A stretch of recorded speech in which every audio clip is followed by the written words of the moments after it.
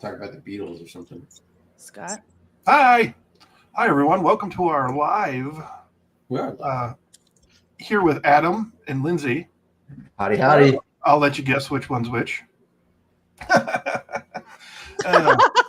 Anyway, Good one. we wanted to come on and do another live tonight and talk about, are you an alcoholic? Yes. So, Lindsay, are you an alcoholic? Okay, let me take this one there, Scotty. Let me get in here. I think we just need a straight up down answer. Oh, How are you gonna answer this? no. Ooh, very nice. Yeah, no answer. No, Oh, I'm not. How about I don't. let's do the yes or no answer first, and then we'll Okay. go back and explain why. Adam, are you an alcoholic? Not anymore. No. What? Hmm. I I are not either. Scott is not either. Yeah, I are not either. So, Lindsay, why are you not an alcoholic? all right. This is where I'm gonna shine, baby. Okay. We got some spunk going on tonight. Let me tell you. Oh, it's just it's been one of those days. I mean, I was gonna go a different direction, but okay. Do you want to go in a different direction? No. I Don't went. you dare. No. Okay. So the reason that what? To the lowbrow humor. Never mind. Just go. I don't know what lowbrow means. So I was God damn it, you got me distracted now. The reason that I don't call myself an alcoholic anymore is because it's not, well, there's a lot of reasons. It's not a medical term. It's used in the disease model community, like fellowships, like 12-step. The word actually originated from a 12-step fellowship. And it says in the DSM, which the DSM is a diagnostic criteria, it says alcohol use disorder, and then there's every drug has its own decimal and like the system for insurance billing. That's what it's for. And I could go like in depth about it, but I don't want to do that right now. But honestly, the reason is because it doesn't matter. Like it's like an arbitrary line that I could, and I used to get out the big book and I would say, are you an alcoholic? You need to decide for yourself and you have to answer yes to these two questions. Yes. Do you drink more than you wanted to? Or what it says, if you earnestly try that you can't control the amount that you drink, or can you not stop when you start? Can you not know when you're going to stop? So like, obviously that's a yes for me, dog, for both. So that's it though. That's how you do it. And so that's it. Like, you know what I mean? Like what? So, okay. So then if I say I'm an alcoholic, that means that I can't drink according to the 12-step model. Sure. I mean, it doesn't exist outside of that technically, right? Yeah. Right. And so my issue is not so much just with the definition or calling myself an alcoholic. It's more with helping others. That's what my drive is with it. And I know you guys is different. When we're right now, for the context of this conversation, are we talking about alcoholic as in somebody who still has a problem with alcohol and is in the process of trying to get sober, or somebody who is in the process of recovery? I think that it's used both, honestly. It's used both. It is used both. It is used both. I'm just saying for what I think what either were. So at this point in my life, I do not consider myself an alcoholic, because the definition that AA puts on it does not apply to me. And then the stereotypical definition that society uses as it does not apply to me. I, not by any chance, I'm not saying that should I start drinking alcohol, I no longer have a problem with it. There's a difference there. But the term alcoholic really only applies inside the rooms. And so like you were saying just a minute ago, with when I went to school, the DSM-4 had just Oh no, I just come out. But anyway, it was the DSM-4, Probably. the Diagnostic and Statistics something manual. Yeah, that thing. That psychologists, psychiatrists use $70, bro. to diagnose mental disorders, diseases, stuff like that. And I was taught that there was alcohol use, alcohol misuse, and alcohol abuse. There were three stages. And so fast forward a few years and I get into treatment and they start asking me questions. They're like, well, with the DSM-5, you have alcohol use disorder. I said, wait, there's only one now? There used to be 3. Which you want to hear a really funny story is when you're sitting there in an intake chair and you're kind of like, kind of detoxing in the chair, and then you start talking to them in their own language from a behavior and health standpoint. They kind of look at you funny. You go, yeah, I have a degree in this stuff. And they go, ironic, huh? So from a standpoint of what is the definition of an alcoholic, I think if you're wrestling with, am I an alcoholic? Then I think what we're trying to say is it really is up to you to figure that out based on your own consumption, how your life's going. And you don't have to really justify whether or not you want to quit based on anybody else's definition. Yeah, because it's not even, I mean, what even defines it outside of the room? And like, what's an alcoholic? Just those 2 questions in AA is what is supposed to, define you as that. But outside of the rooms where it's really not even a thing, but it's used as a thing. If I said something to you like, oh, I'm an alcoholic. Oh, that means that you drink 3 pints a day and blah, blah, blah. And you only drink this hour. Like, how do you define it? There's no commonality, like common agreement on what an alcoholic is. There's alcohol use disorder in the DSM for the insurance companies, which says like, if you have this and this, oh, thank you. Manifested by 2 or more of the following. In a 12-month period, alcohol is often taken in larger amounts or longer period than was intended. There we go. Sorry. And it sounds similar to like the alcoholic definition, but it's not used in medical. So then people trying to argue, like last week, I saw people arguing about alcoholic being not the disease model or something. I don't know. It's like, what the fuck? I don't want to get lost. Oh, sorry.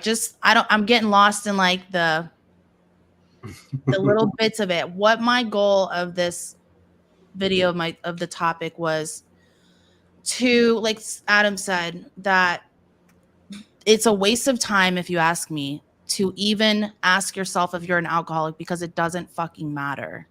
It doesn't matter. You don't have to be an alcoholic to quit. And that's right. What even is it? I had a client that not too long ago that she would some days say she was going to meetings every day and like doing what she was supposed to be doing, right? Like for all intents and purposes, like, and she said, I don't feel like an alcoholic today. Like I just, I'm struggling with identifying as that. Like I don't want to be an alcoholic. Well, I'm like, why? Well, if I'm an alcoholic, then I can't drink normally and I want to be normal. And I'm like, okay. So obviously we talked about that more. So it's like her idea was if I am not an alcoholic, then I don't have to quit drinking, because if I'm an alcoholic, I can't drink moderately, but if I'm not, then I can. You get what I'm saying? So it kept her in more denial. Like she kept trying to drink moderately and then convinced herself she was drinking moderately because she she didn't want to actually, she wanted to quit, but didn't want to do it. Do you get what I'm trying to say? Like, I think I understand what you're saying is that it was used as a deferent. Yeah. She knew she had a problem. She wanted to cut down, stop drinking. Basically, she was hung up on the term alcoholic and quitting because she had the hope that someday down the road she might be a moderate drinker. Well, she didn't stop drinking. she never stopped. So it was like almost every day. And the thing that got me was when that was like keeping her going. That was like her belief. Her belief was that if I'm not an alcoholic, then I don't have to quit because I'm normal. Yeah. And so then she needs to be convinced that she's an alcoholic to even take a step further, when really I said to her, what's your relationship like with alcohol? Do you like it? Do you have problems in your life that you don't want? How do you feel about it? Do you feel like it's interfering in any way? Do you want to change the relationship you have with alcohol? And it's like, yeah, you can't really, if you do, you do. If you don't, then don't change. Because you don't have to change if you're an alcoholic. Nobody says you can't drink or you can't drink. It doesn't matter. Do what you want to do. I don't know. I'm just saying, I'm just like, in my mind, I'm just like being open-minded about it and kind of like how I think all of the labels and arbitrary nonsense doesn't do anything. I think it keeps people stuck. I gotcha. What do you think, Scott? Well, I think that when you have a book that presents a view on something, and I think, when people buy into what it's selling, I think that they will jump on whatever they can jump on. When you Google the definition of alcoholic, the first definition that comes up, it says containing or relating to alcoholic liquor. So I don't. Yeah, that's a pretty good one. Yeah, so I'm not containing or what was the other one? Containing or relating to alcoholic liquor right now. So by definition, I am not an alcoholic. True. So words are important, right? And I'm not sitting here to be this. I had to Google it to make sure, but I always like to do that so that I get a better understanding of what these words mean and if we're using them improperly. So if you go to the second definition of it, it does say affected with alcoholism. And then so when you read and so when you read the definition according to Google of alcoholism, it's an addiction to the consumption of alcoholic liquor or the mental illness and compulsive behavior resulting from alcoholic dependency. Yeah. What is addiction defined as? Well, we've defined it in a broad sense, but a lot of people don't know that. I completely agree with pretty much everything that Google defined it as. Yeah, and I also state that using those definitions, they don't apply to me anymore. Right, and I don't think it has to. I don't get the I don't get the push to once an alcoholic, always an alcoholic. Now, I get some people have to do that. Right. It is working for them, and it's worked for them for decades or years or whatever, and that's what works for them. And as the three of us always say, I'm not going to put words in your mouth, but I think it's fair to say that we are all supportive of however you get clean and sober, or whatever that means to you, or get into recovery is probably the better word, and whatever recovery means to you. That's what's important. So I don't need to call myself an alcoholic for the rest of my life to understand what the hell I did. I'm not going to forget it. That's true. If I don't call myself an alcoholic for a week, I'm going to forget the 4 OWIs. I'm going to forget the heartbreak and shit that I caused in my life. No, that's not going to happen. So no, I'm not an alcoholic anymore. I've been alcohol free for a long time, and long can be subjective too, but that's okay. Exactly. Well, I think from the context that we were originally talking about this topic before we went live, it was kind of centered around somebody who might recognize that they have they get issues with alcohol. They know that they're drinking more than they want. And I think what the original intent was to say, you don't have to be defined by anybody's definition of alcoholism. If you feel like you have a problem with alcohol and the hang up is calling yourself an alcoholic because of how it's viewed in society, don't worry about it. All you have to understand is that the intent behind stating that, hey, I'm Adam, I'm an alcoholic, the intent behind that phrase is that you are verbalizing that you have a problem with alcohol. Yeah. And so I think if you understand that, you truly understand that and you believe that, then calling yourself an alcoholic doesn't matter. Yeah. Oh, good. Go ahead. I was going to say, and that brings in the whole real alcoholic thing too, because a real alcoholic, all that means is that it's someone who, that's what's so weird. It's defined as an alcoholic in the big book. So it's like a real alcoholic is, and they just put a description there. But what I'm saying, it's like, it's all whatever. It's all like, who gives a shit? And it doesn't matter. And it's just like, I think it's something that keeps us apart. It draws lines between us. And I'm not about that anymore. I used to be about that. So Ego and all. yeah, so how about this then? So are you saying that if you can go into a bar and control your drinking, can you still call yourself an alcoholic? I mean, I think that you can call yourself an alcoholic if you want to, because Yeah, exactly. what is an alcoholic? I don't even know what Well, so you go your in and you definition have is different than mine. yeah, you go in and you have 4 beers a night, and then you go home and you stop at 4 beers every single night. But those 4 beers are starting to wear you down, or you're coming home and smelling like alcohol in your breath, and your significant other is like, for real again? Oh, you just dropped another $30 on 4 beers? Those 4 beers and that controlled drinking is still causing a problem in your life. Absolutely. So you could call yourself an alcoholic if you want. I think you're fully able to do that. But you also can just say, yeah, I have a problem, or you can say whatever. Just my point is we start to nitpick, and we are like hell bent on creating labels and putting ourselves into groups so that we can feel like we're a part of something. And I get that, and that's great, but I think it keeps some people out because you don't fit their criteria, and that's what's bad. Good. So I think Very good. I think the intent behind our conversation earlier, and I maybe I wasn't picking up on it, was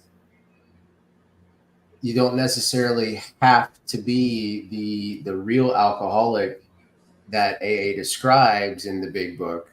That some people, I'm a real alcoholic.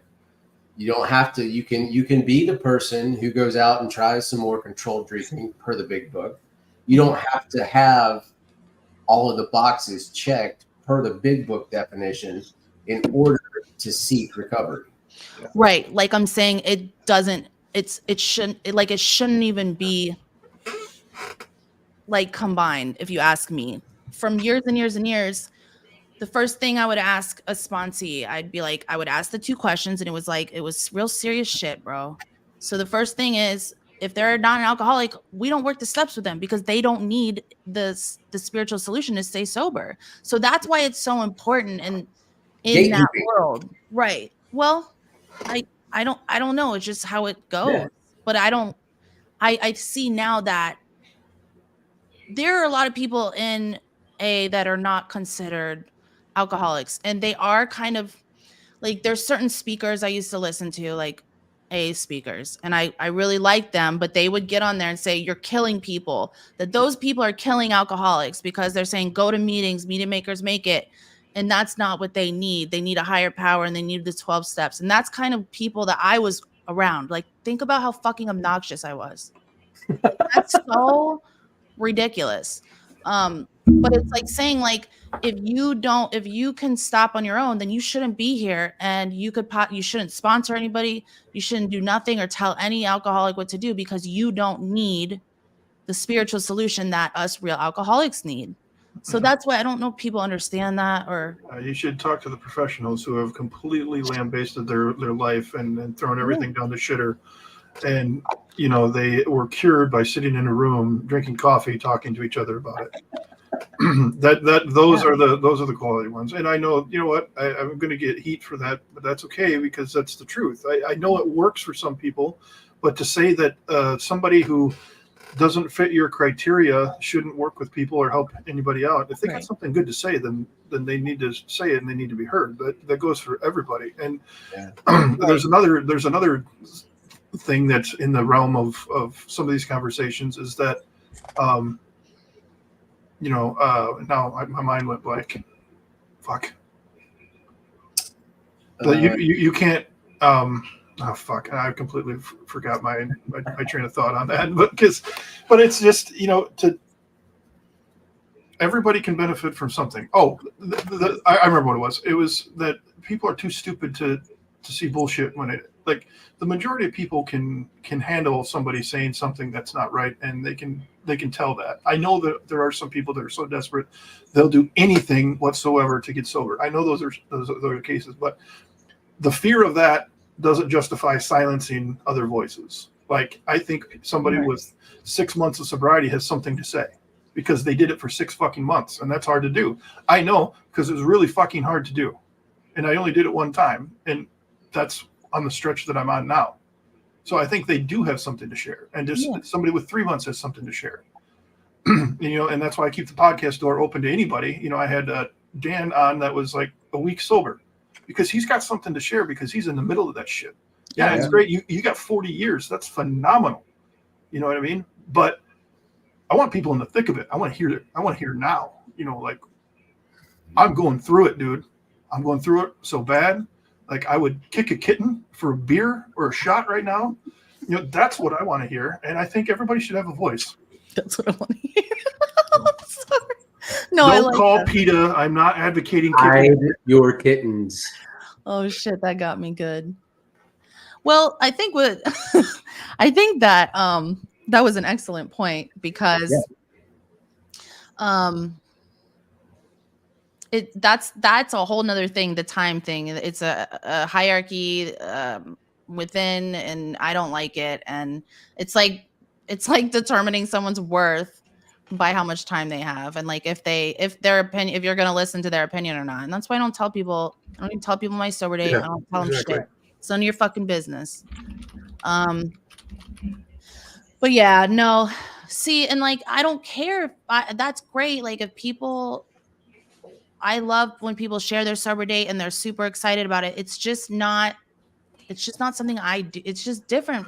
I don't want to, you know what I mean? So when I say I do this and this is my preference, it doesn't mean I'm saying whatever else is bad or I don't like. So I think that's kind of like common that people may think. So I don't want to, and like, if you need the definition of an alcoholic, that's great. If you call yourself that, that's great. I did for a long time. I don't like it anymore because I started thinking of myself as less than, and that meant more to me. It's like, it shifted at that time when I had years sobriety, and like, I don't know, my recovery changed, my life changed. I changed, it's just how it goes. And it's okay to change the program. It doesn't mean that you're fucked and that you're going to relapse and die. Yeah, very true. Like, let's stop doing that shit and telling people what they need to do, because you really don't know. These people don't know. I'm going to go. Stop. I was trying to think of a way to pull it back to the question, but I knew I was going to get heated. Yeah, so let's try to bring it back then. So are you an alcoholic? And I think that we've covered it, that you are if you say you are, you aren't if you say you aren't. True. It is a self-diagnosed thing. Yeah. Because you can't have somebody else diagnose you, because they could be already prejudiced to the whole damn thing anyway. Yeah. So, well, and the only reason that there's a diagnosis to begin with of alcohol use disorder is for insurance purposes. Sure. Well, that's the only reason that really exists. To me, it comes back to, if you can answer the question and you start looking at your beliefs and your identity and everything, if what you're doing, the action of consuming alcohol, is causing you concern, it's causing problems, you just are not sitting well with the quantity that you're drinking, how you're drinking it, the effects of it, and you want to stop, then by all means, if you understand that and that alcohol is part of the problem, then get help, seek help, however you want to do it. Right. Exactly. Whether you put a label on it or not. And don't let that get in the way. I'm not a sugarholic. I got a problem with sugar because I was eating ice cream earlier. But hey, I didn't eat the whole pint. Oh, hey, yeah. I could have. That worked for me too. I was like, Oh, yeah. I only drank 3/4 of the fifth. What the fuck? You're I still got like a couple shots in my half gallon, man. I didn't. Yeah, I didn't drink it all. because Oh. that means you're not Okay, alcoholic. We kind of need the terms alcoholic and alcoholism in our society, though, especially in the medical side, because, like you guys just said, you can't get funding to get help without these terms. So it's a good thing that we do have them, but it's, I mean, as long as it's, not as long as, because that's too definitive, but if it's in regards to getting medical help, I think they're important. And that's, we have some people on our feed, one in particular that just has this, watch your words, Scott, has an issue with addiction and alcoholism and alcoholic and things like that, But if we didn't have these things and these words, I would have never gotten the help that I was able to receive. So it would scare me for a strong push to eliminate like the disease model and that type of thing. And I know that's not what we're talking about, but alcoholic and disease kind of go hand in hand to start eliminating some of these words that might be detrimental to the health of it. Because at the end of the day, it's mental health issues, right?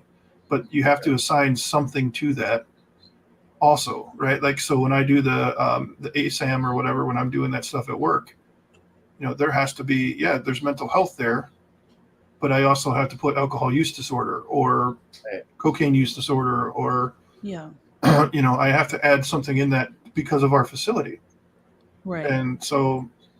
But not alcoholic. You never do that? It's always alcoholic. It's, I always label everything substance use disorder. And then when I have to, alcohol use disorder.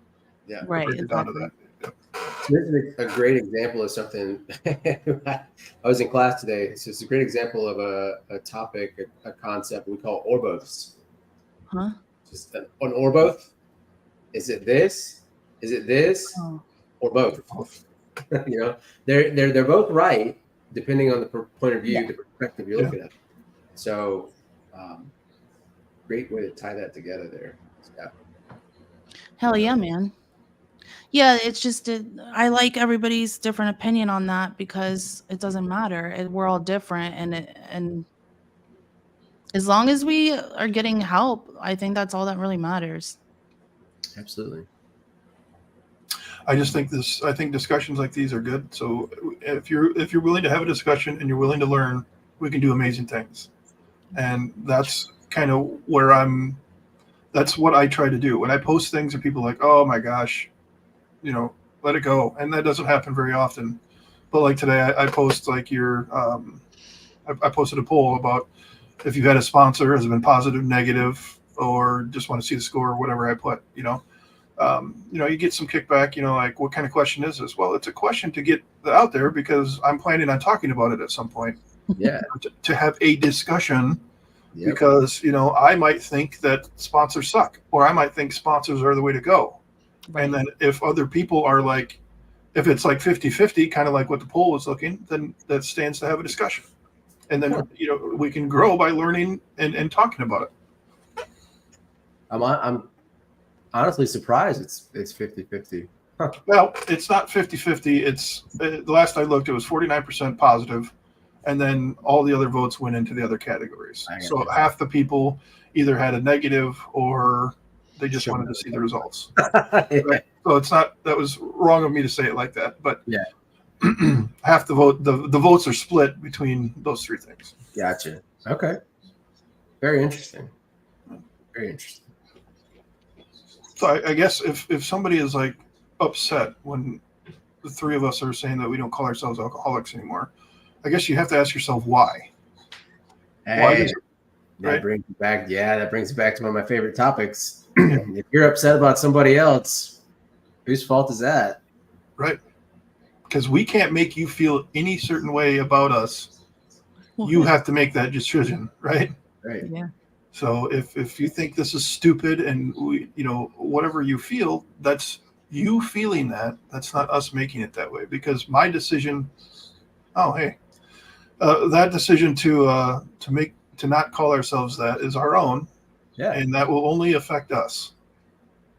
Right. Damn, bro. I think you're onto something. Right. Well, it's, it will only affect you. So earlier today, I was listening to my boy Peter as I was driving home from Atlanta. And he said something, and we're talking about reality and reaction, and I can say this right. I had to like put my phone on video and video my thoughts so I remember them. Of course, I didn't read it or listen to it, but basically, the discomfort that you feel in life is your reaction to external circumstances. Mhm. Okay, so we have this tendency to go, man, I am really pissed off about that situation, Yep. where I am really upset about this or that person. And it's not that situation that is what's upset. It's not upsetting you. Dakota, you'll like this because those things can't control you. All right. And so once you finally realize that the discomfort you feel is a byproduct of your own thought process, then and only then you begin to hold space for that and understand that, and you can actually be free. And so to me, if drinking is your reaction to an external circumstance, then your sobriety cannot also be a reaction to an external circumstance. Oh, Can I answer? right on. Can I answer this? Sorry, no, I didn't mean to interrupt. Okay. Were you done? Yeah. Oh, you're done. No, I thought I was jumping in at the end. Are you Go sure? ahead. Yeah. No, I want to answer Dakota's question. Go for it. Well, I don't think it was a question. I think it was a statement. So the first part, there's no such thing as an alcoholic in a strict sense, as they don't have the free will or choice to say no to the alcohol. Why you're conflating the two, though? There's no such thing as an alcoholic, and then you're relating it to because in a strict sense, as they don't have, because we know that that's demonstrably, what is that word? Demonstrably, stupid, disproven time and time again in many ways. I don't know how they relate to each other, because you weren't on here, were you? Alcoholic is strictly from AA. It's not medical term at all. And it only exists in the AA world, technically. So, as they don't have the free will or choice. No, nobody's ever said that nobody has a free will. Wait, what? As they don't have the free will or choice to say no to alcohol. No, nobody, I don't think anybody ever says that. How would you get sober? What does that mean? Do you guys know? I know where he's going, but I'll let I him. know the argument that he wants to make, but Yeah. But it doesn't matter what some argument someone wants to make. It's what argument is there written. Yeah. that's true. Well, I mean, that's how I approach it, Yeah. because I don't understand. Anyways. Yeah. So kind of like just not to like avoid that, but to go back to what Adam was saying, and I think we said it before, you don't react to things, you react to your perception of things. Exactly. Exactly. And so the choice to drink and our urge to drink is our own reaction to those external circumstances. Ooh, So then damn right.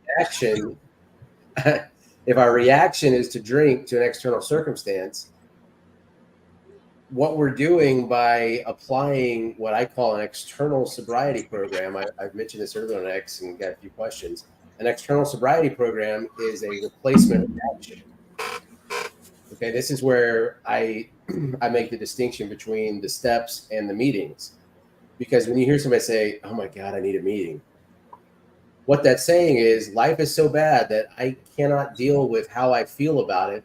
So I need something to do to react with to those external circumstances.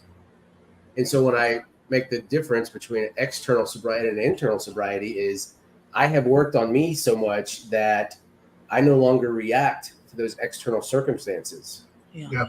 I'm accepting of them. And that's where acceptance comes in. And I think acceptance is the whole key And at some point, we'll talk about the little A and big A acceptance. But Yeah.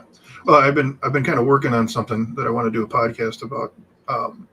But it's kind of like to give a little snip of it. I think a good way to explain it is I drink over a perceived problem, and I get sober over a perceived purpose. So if I have a purpose, then I can get sober, because when I was drinking, I didn't have purpose. I just had a bunch of problems. So I had to dig inside, and I had to find who I am and what I wanted to be, and find purpose. Yeah. And one of those things is this podcast and doing these with you guys and diving into recovery. Like I'm on my phone at work, and somebody says something to me, I'm like, yeah, but it's all recovery, bro. I'm talking to this guy that needs some help, or I'm looking up this, or I'm researching this, I'm reading this article, like I found a purpose. I completely agree. So Yeah. Maybe we should. Well, it could get into it. I mean, I don't think addiction or alcoholism is ever defined as uncontrolled or out of your control ever. I've never heard that as part of any definition. And I've never heard of intensified habit of a substance repeatedly done. The definition of alcoholic, as far as I can gather, addiction, as far as I can gather, is repeating the same behavior despite consequences. quite negative consequences. I mean, that's how we used it in the yeah. What's it say, Scott? I know you're looking it up. Yeah, I'm looking it up. It's the fact or condition of being addicted to a particular substance, thing, or activity. Oh, you Stupid. Google should know you can't define the word with the word. Yep. What do you expect that much from Google? Yep. Ask ChatGPT. It. Well, that's the thing too, is like all this shit is like, it's subjective. Like there's different definitions from everything. So addicted is physically and mentally dependent on a particular substance and unable to stop taking it without incurring adverse effects. I don't like I that. would say you could make it physically and mentally dependent on a particular substance, person, place, thing, behavior, and unable to stop without incurring adverse effects. So you could easily say that somebody who's a stalker, they're addicted to their perception of stalking. Yeah. A runner's addicted to running. Yeah. A fisherman's addicted to fishing. I mean, you could throw it. You could throw the label on anything. So I think when you're bothered by these things, you're more bothered by a group of people and how they're addressing it, not what is reality. Yeah. Like I don't think. I think it's more of a problem with Right. a group of people and how they present it, not reality. But, and this brings up a point that we never, at least I don't ever really talk about it. You guys might, is in what you do with your jobs, but there is the physical mental dependency, and then there is the problem we're all trying to solve. The physical and mental dependency is easily solved. Okay, all you have to do is abstain. Everything will eventually reset itself as far as the physical and mental dependence goes. The mental dependence is a little bit harder and longer to do, but it will reset. But the problem that has caused you to seek an external solution that happens to be something that's highly, highly, highly addicting, meaning that you become physically or mentally dependent on, the problem is much more slippery. You can't talk about it in terms like we can actual dependence. Mm-hmm. And right. So, good point. we kind of when we talk about recovery, I think we tend to gloss over the biological side to it and talk more about the spiritual, psychological, side. And that's where we spend a lot of our time with beliefs and identity shifting and stuff like that. But as far as the physical, mental dependence, there is that side there, and that's what the medical community, as far as when we talk about the naltrexone method, that is very much the physical side. Yes. And it's it's leveraging the ability to kind of put a damper down on that dopamine spike, and a few other different neurochemicals. So Yeah. Well, I used to always define it as this, and over the years though, I'm open for change, but I used to think this is how I defined an addict would be a person that does not get psychologically dependent upon a drug. I don't believe this anymore because I still believe you can become psychologically dependent on a drug now because it changes your brain chemistry.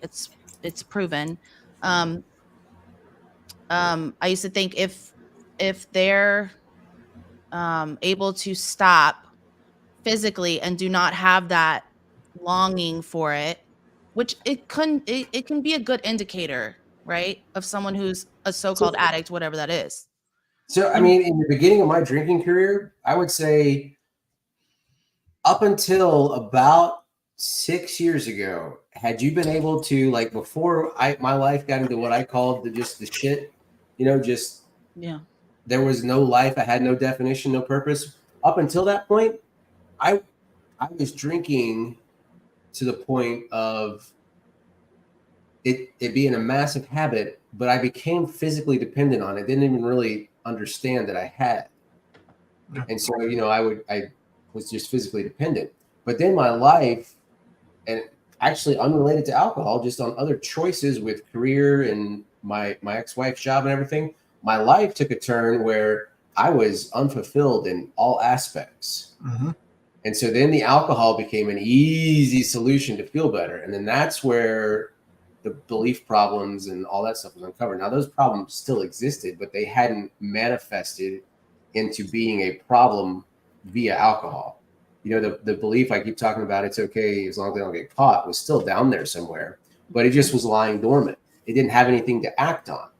But now, once I've got this highly addictive substance that is just spiking my dopamine like crazy, that I'm physically dependent on, when I try to quit that, dopamine's like, fuck you are. And so now I've got an underlying belief that allows me to go, you know what? It'll be all right. I can have one. And so that's how in my mind, they kind of tie together. That's a good explanation. Not to derail this, but I can just, I feel that 100%. You know what I mean? Like, it wasn't just, it'll be all right. It was like, this is what I have to do.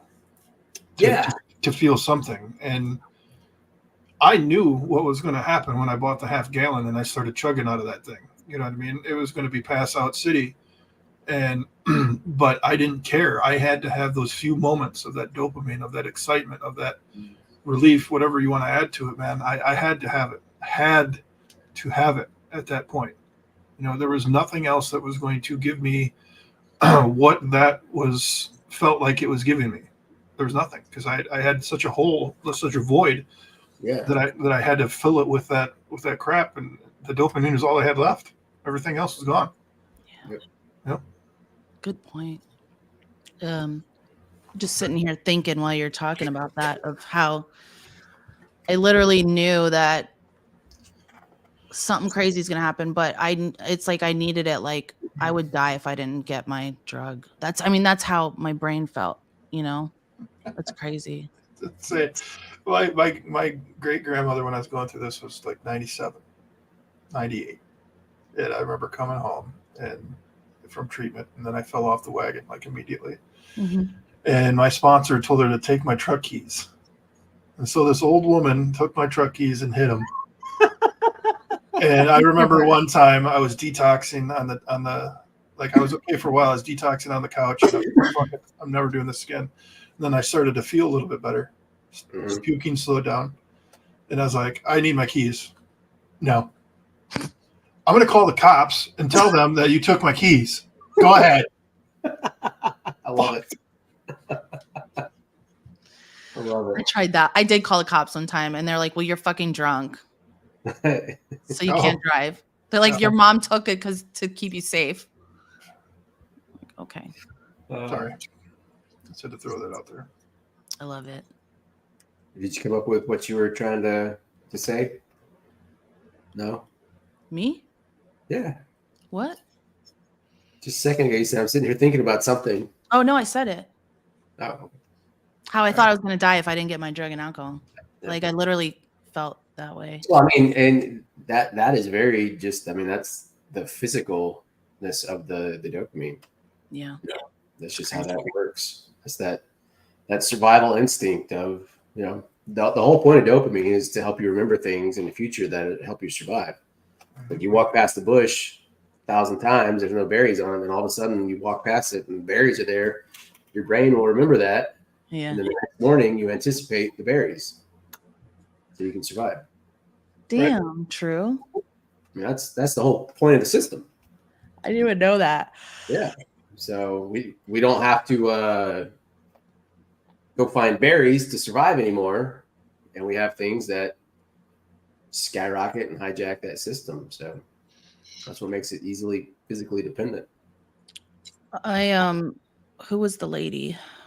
It was Brene Brown. She was talking about how, I'm pretty sure it's her, how dopamine, we receive the dopamine hit from, the stories we tell ourselves. Whenever our brain like completes, it makes the loop and completes the story of whatever it is, it's like we're getting dopamine. Hence probably why I was like, I try to figure stuff out, right? It's like, and then when you figure it out or whatever, it's like dopamine. But she said, even if the story that you're telling yourself is false, you're still going to get that dopamine. So she's like, what is the story you're telling yourself? And that kind of relates to all the limiting belief stuff to me. Yep. It's crazy. Yep. Absolutely. And that goes on our reactions too. Cause like I react based on what? Like my beliefs and everything that are already in there. What? Yeah. You do. No, but it's so crazy, man. Yeah. That's why that's why I always am talking about if you can find the underlying belief that is controlling the thoughts, which is controlling the feelings, which is controlling the behavior, you can change the underlying belief, you change the behavior. I think more or less now that we've been talking about it so much, I feel like how would you change if you don't do that?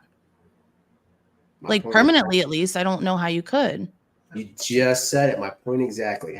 This is why I throw these up every now and then. It's like if you're in AA and we took away the steps and we took away the meetings and we took away the sponsors and we took away the service work, and you don't have anything else that you identify with as your recovery program, how long will you stay sober? There's people out there that will stay sober. But I think there are I shouldn't say infinitely, there are exponentially more people who will eventually go back because they never actually address the root problem. And this is what I keep saying is that the steps stumbled onto something that works for some. And I think the steps will eventually, given enough repetitions, address that root problem for some people.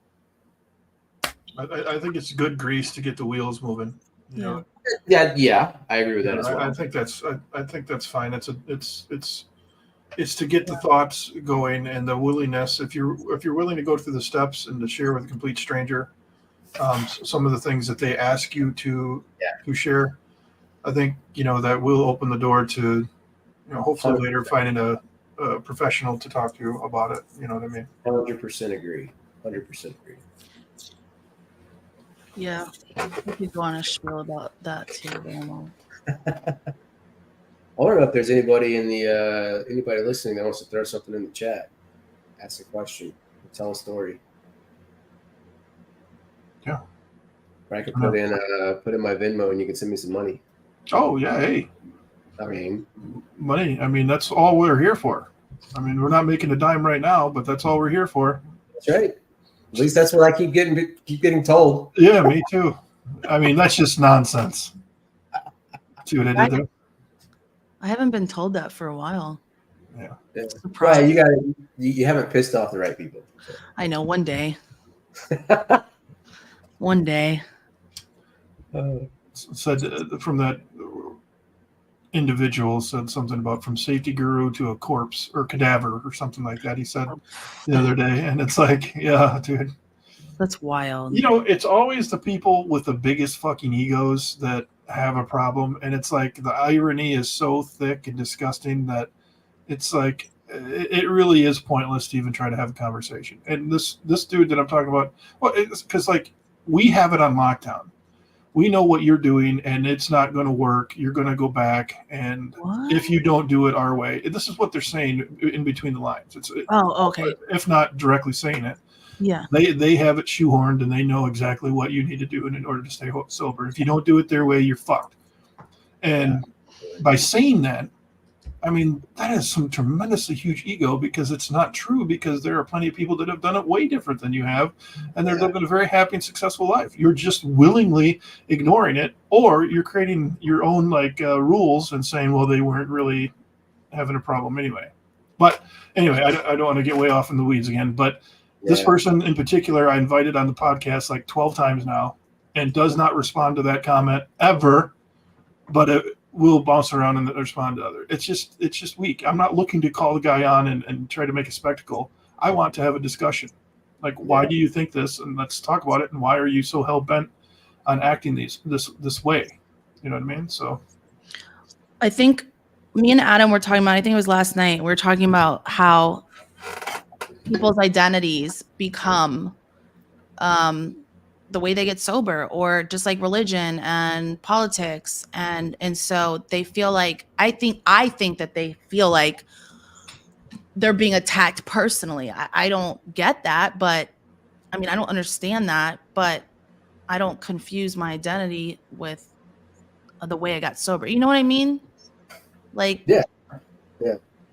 And it's, Well, I mean, so we're obviously kind of gone away from the "are you an alcoholic" topic. So I don't want to talk about it anymore anyway. I don't feel bad about going this way, but so I have this theory. Haven't really fleshed it out too much. I mean, I have, but I haven't really put it out there much. So this whole concept of the internal versus the external sobriety, I've talked about.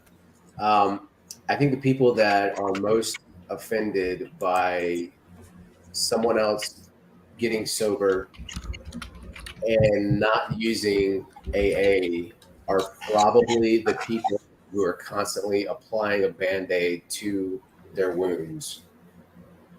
The steps and the meetings and everything are surface level bandages that keep them from drinking. And they know that as soon as that's taken from them, that's all they're so. And if you look at that, if that is true, which I'm not saying it is, but it sounds pretty damn accurate to me. You're never really getting anywhere. Right. Just, you're just plugging holes. And so I don't want to live like that. I don't want to plug holes. I don't want to have to do the steps for the rest of my life. I don't want to have to sit in a room every single day, dependent on if a newcomer comes in or whatever it might be. I don't want that for my life. That's not the recovery I'm looking for. That's exactly what I said. Yeah. Freedom. I want freedom from this shit. And when I stick around and I talk about recovery and I do the podcast, that's a choice to give something back as gratitude for what's been done for me. And I'm not, I say it all the time, and I don't think any of us are like this, that I'm not trying to tell you anything of what to do. I'm just giving you what we've done and what we think. You take it or leave it, and I wish you the best. Yeah. I don't want to be the arbiter of truth anyways. I don't want that responsibility. Well, remember what I said last night about the way your brain works? Your brain doesn't recognize negatives. It only recognizes the subject of your thoughts. Mm-hmm. So if you're always constantly thinking about not drinking, what are you always thinking about? Drinking. Mm-hmm. So that's why I said I want my recovery to not fucking worry about it. Dude, that's some good shit. Sorry, I got to say that. No, go ahead. I got to reiterate that, man. Say it again. If you're always thinking about not drinking, you're always thinking about drinking. Yeah. Right. Yeah. Just think about that for a second. If you've made it this far into this son of a bitch, just stop and think about this for a second. If my entire life revolves around not drinking or, fighting this imaginary demon, that is all you're thinking about. Guess what I don't think about all day? It ain't fucking not drinking. That's exactly right. It's thinking about what can we talk about on the podcast. It's thinking about what what's going to happen in WWE this week, and I watch with Miley. I wonder what my kids are doing. And then all the real life things too that are, man, that was good shit. I shut it down. That's all we fucking need. That is a mic Pound drop. it. That's fucking good shit. Well, and Yeah. that's what it's like. If they say don't think of the blue elephant or whatever, and you're like, Well, it's that same. It's that reticular activating system. If you want to go from the physical side, that's what it is. That's what it does. So whatever you're constantly thinking about, it's going to prime the system to give you more of that from an input standpoint. So if you're constantly thinking about not drinking, all the things you're going to do to not drink, you're going to see all the things around you that have to do with drinking because your brain doesn't process negatives. Yeah. So you're going to see all the liquor stores. You're going to see every Budweiser billboard. You're going to see everything. Yep. But if you're not worried about it, That's freedom. That's Right. recovery. That's that's why I call it effortlessly sober. yeah. Hell yeah. freedom. Great shit.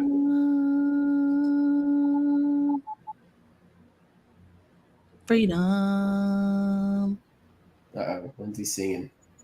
No, Well, we're wrapping it up. Yeah. Cue. that's our outro music.